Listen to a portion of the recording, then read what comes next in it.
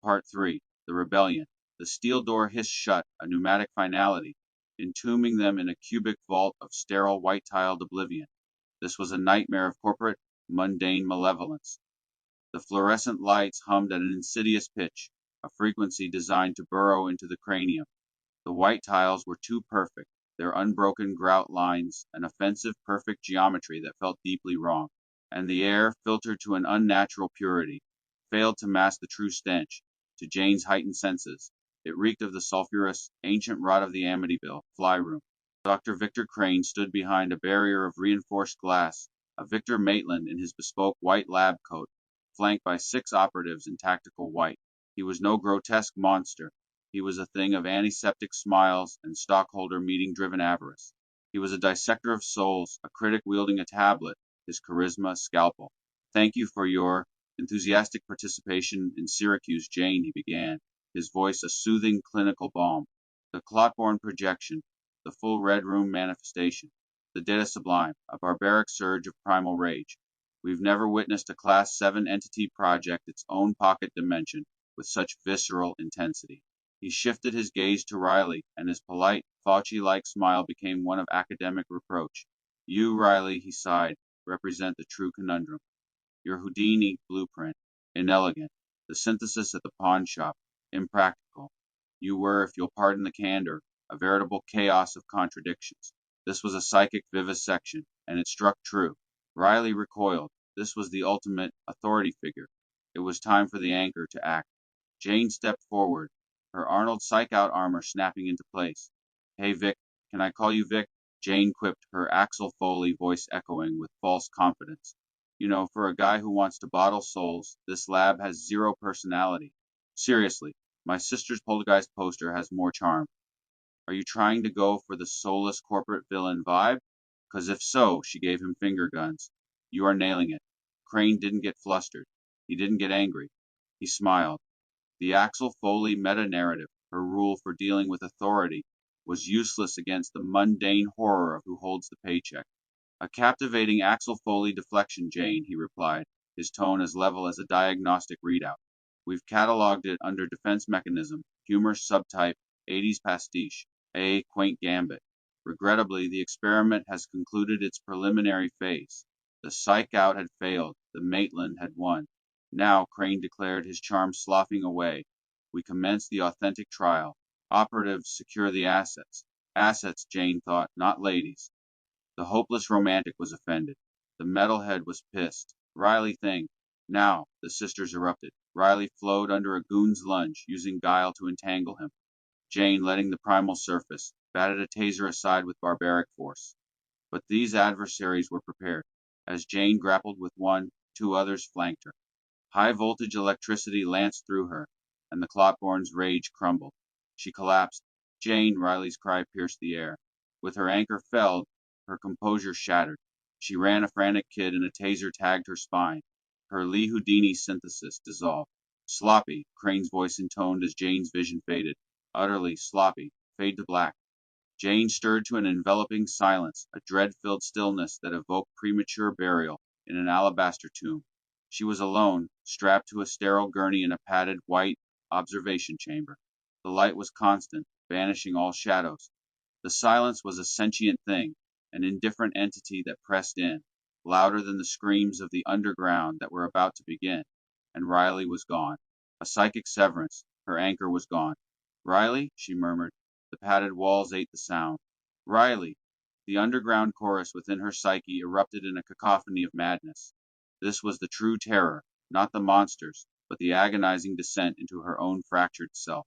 The murderer's echo, the clotborn warrior, the occultist Ketchum, the prankster Jody, they were all screaming. The good persona, the metalhead, the hopeless romantic, was drowning. "No, no, I am Jane," she whimpered. "I'm the one who does karaoke." The intercom fractured the void. "We are observing the anchor deprivation protocol, Jane." Crane's voice infiltrated. "The psychic erosion proceeds apace. The Ketchum persona's delta wave surges are pronounced.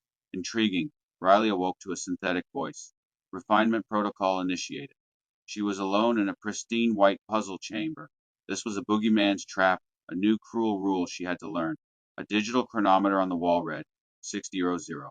Riley, Crane's voice echoed. Your Houdini integration was haphazard. Let us hone it. You possess 60 seconds to neutralize the electronic lock. Failure will trigger a sedative aerosol. The timer commenced 60, 59, 58.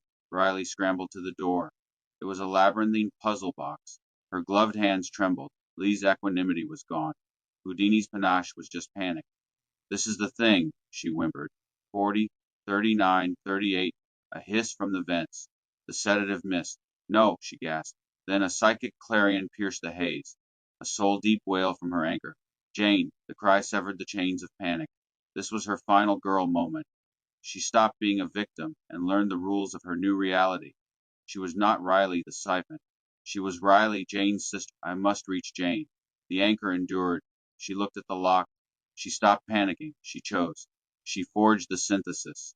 Her authentic self, the analytical nerd, assumed command. She invoked Houdini's intellectual acuity to discern the trick.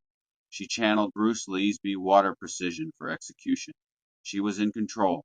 Her hands steady, deconstructed the lock. Rewiring circuits, she improvised a bypass, inducing a systemic short. Click, the door yielded. The chronometer halted at 0:10. Riley emerged, a weapon forged, the survivor. Riley, the embodied synthesis, flowed through the hallways. An operative spotted her. She's escaped, he charged. Riley neutralized. A pinpoint strike to the wrist, an evasive pivot, and he sprawled.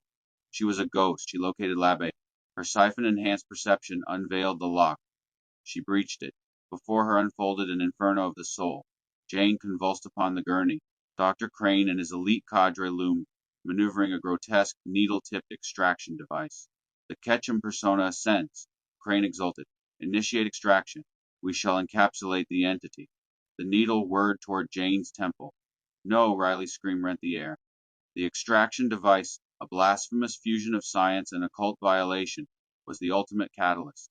Jane's spasms ceased abruptly. She unleashed a wail of cosmic, unrestricted evil.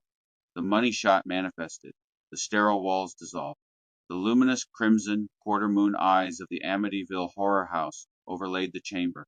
A sigil of ancient, non-Euclidean malice burned into the fabric of the mundane. Ketchum reigned supreme. He is exquisite, Crane murmured. Ketchum laughed. He was the occultist. He was unrestricted evil. He elevated his hands. The fortified concrete floor ruptured, birthing a gaping, flame-wreathed portal, an authentic abyss that belched forth hellfire and nameless, cosmic effluvia. A gateway, Crane whispered, his tablet dutifully chronicling. A veritable conduit. This was the defeat of technology. Crane's security detail advanced, tasers aloft. Contain the anomaly. The demonic surge engulfed them, ignoring their tech. The operatives halted, necks contorted at impossible angles, eyes transmuted to inky voids. Mouths distended into rictuses of howling glee. They were possessed. They were deadites. The metaphysical pandemonium unfurled. Ketchum, the barbaric maestro, gestured, and his orchestra of deadites began. One grinned at his erstwhile ally. Rough shift, it rasped, its voice a chorus of layered echoes. Seizing the man's skull, it wrenched it a full 180 degrees with a moist, fracturing snap. As he fell, a second's limbs elongated with audible cracks, becoming a wall crawler that scuttled up the tiled walls. Emitting a porcine, Jody-like titter, the demons openly mocking Jane's underground. It then pounced from the ceiling, rending flesh in a visceral frenzy. This sparked a mutual annihilation, as two other deadites, reveling in ecstatic destruction, seized laboratory artifacts, a whirring centrifuge, a flickering monitor, and battered one another to death, their laughter a cacophony of pure madness amid sprays of crimson. A fifth, infused with introspective horror, became the self-eviscerator, clawing at its own abdomen to draw forth loops of entrails with gleeful abandon. Above them all, the final herald, now towering with unnatural primal stature, bellowed prophecies of the new fleshly abyss. Amidst the maelstrom, Dr. Crane exulted. It's beyond a portal, a vector for consciousness transference, weaponized infestation, sublime. Ketchum, sovereign of this inferno, his Amityville windows ablaze, turned his gaze, alongside a colossal captain demon, upon the soul uncorrupted soul, Riley. Riley, the synthesis, could not combat this apocalypse. He must be the anchor. Jane, she bellowed. Ketchum derided her with thunderous mirth. Riley propelled forward. Houdini's astuteness guiding her evasion of a wall crawler, Lee's barbaric fluidity navigating a conflagration of hellfire. She vaulted onto the gurney, clasping her sister. This was the talk down, the desperate spark of hope in the unfolding tragedy. "Jane Anchor," she roared, shaking her. "It's me, Riley. You are not Ketchum. You are the one who loves. I remember you. The hopeless romantic, the karaoke queen.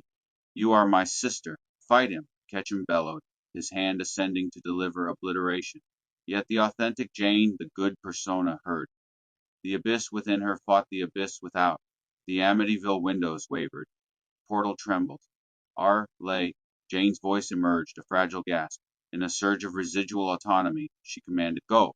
Riley tore the restraints asunder, hauling Jane from the dais. They fled. No, the revelations. Crane wailed, pursuing, heedless of the portal.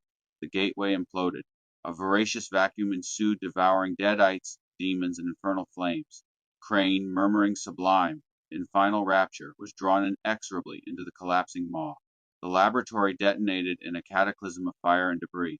Months hence, a dimly lit punk bar in Greenwich Village. The neon glowed, a thin facade of mundane normalcy over the deep melancholic trauma that lingered. They had survived. Jane cradled a beer, her Axel Foley facade fractured. Haunted by Ketchum's atrocities, her hopeless romantic essence lay fettered. Silence enveloped her. Riley had ascended. The Lee Houdini synthesis endured. She was no longer chaotic. She was honed. Yet an emptiness gnawed the Siphon's insatiable primal hunger. Their gazes alighted upon it. A vintage microphone stand upon the stage, void planted by Joey Ramone. Another snare, but Riley transcended victimhood. She met Jane's eyes, her anchor. This was no act of desperation. It was deliberate expansion. "I am not merely a siphon," she murmured. "I command the flux." She ascended the stage, extending her hand. The siphon awakened. The punk rebellion blueprint inundated her essence. It did not supplant, it integrated. Seizing the microphone, she embodied mastery, Lee's accuracy, Houdini's flair, Joey's visceral, anti-establishment anarchy, a barbarian spirit clad in modern rebellion. She unleashed a howl of punk dirge of triumph. 24 hours to go. Jane, ensconced in the shadows, absorbed the primal scream. Witnessing her sister's dominion ignited a dormant ember. Her genuine Axel Foley grin resurfaced not armor, but unadulterated joy. The hopeless romantic stirred from slumber. She headbanged. The neon glowed, the abyss lingering.